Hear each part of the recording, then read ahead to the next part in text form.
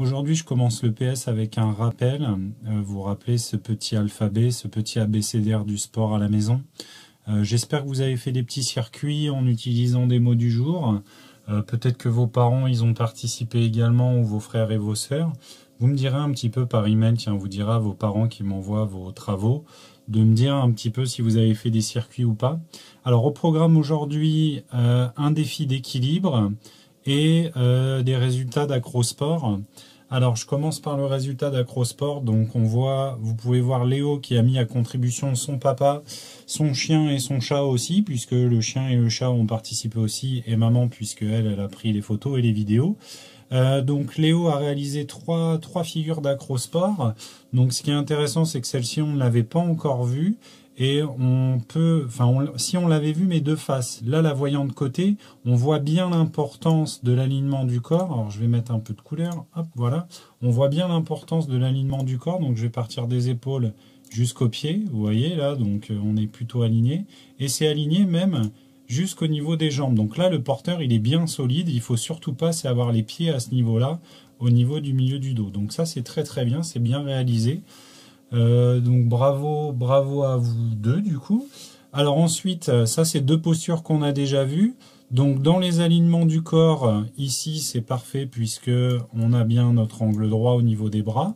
Alors chose que Léo peut pas avoir puisqu'il a les pieds perchés tout là-haut. Par contre ce qui est parfait c'est que là son corps est très très bien aligné. Et il reste juste le petit détail qui est pas forcément facile en basket, c'est d'aligner, de mettre les pieds en pointe. Ensuite, en dessous, un petit détail pour améliorer cette figure, c'est que les pieds qui sont ici, il est préférable qu'ils reposent là sur les épaules un petit peu comme un crochet. Parce que là, du coup, Léo, t'as moins d'accroche. Puis après, un petit détail pour le papa de Léo, c'est essayer là d'avoir le genou et les épaules alignés. Ça veut dire qu'il faut remonter un petit peu le bassin vers le haut. Mais ça, c'est un tout petit détail. Après, c'est très bien la position des mains un petit peu vers l'extérieur pour Léo. Ça, j'en ai pas parlé, mais c'est très bien. Donc, merci à Léo, merci à son papa aussi pour la participation.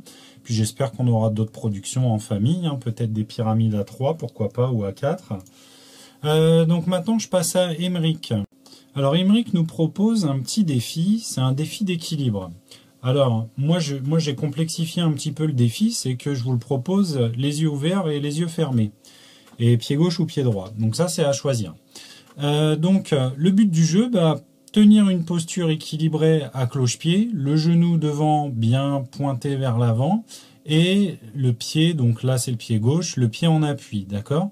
Et le but, donc votre défi, c'est de rester le plus longtemps possible. Bien sûr, on fera un petit tableau des scores pour voir les temps que vous avez fait.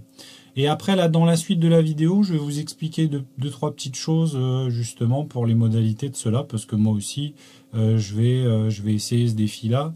C'est très, très bon pour la prévention contre les entorses des chevilles, des genoux.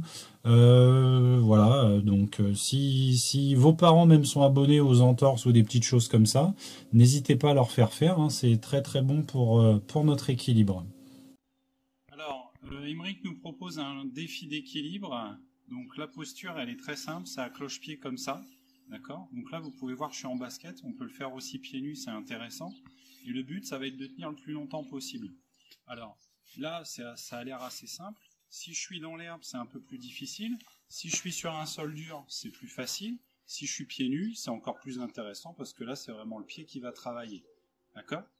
Alors, ce qu'on peut faire pour complexifier, on peut se défier en fermant les yeux. Et là, vous allez voir, normalement, vous avez l'équilibre qui va jouer beaucoup plus. Et c'est très très intéressant pour travailler donc ce qu'on appelle la proprioception. C'est en fait l'équilibre intelligent de votre corps. Et le fait de fermer les yeux, là, le corps il réagit pas du tout pareil. Donc bien sûr, on fait sur pied droit, mais on fait sur pied gauche. Et on essaye d'avoir le genou pointu devant.